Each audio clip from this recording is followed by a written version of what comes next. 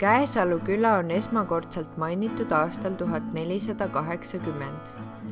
Mõis asutati sinna 17. sajandi keskpaigas, kui selle maad eraldati Tuula mõisast üheskoos 1300 hektari suuruse alaga.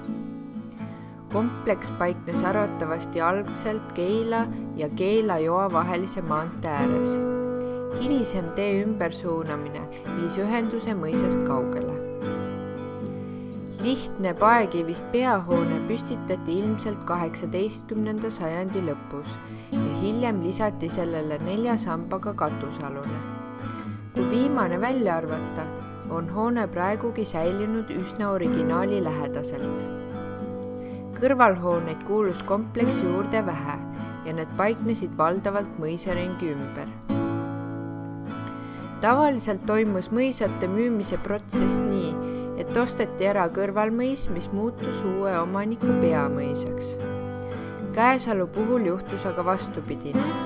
Aastal 1838 läks mõis Keila joa mõisa omanike valdusesse ja Käesalu muudeti hoopis kõrvalmõisaks, millena püsis ta kuni võõrandamiseni.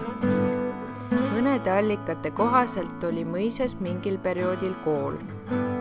Nõukogude ajal tegutses hoone põllumajanduse ja varumise, tööliste ja teenistujate ametiühingu pioneerilaagri keskusena ja selle tõttu hoiti peahoonet heas seisukorras.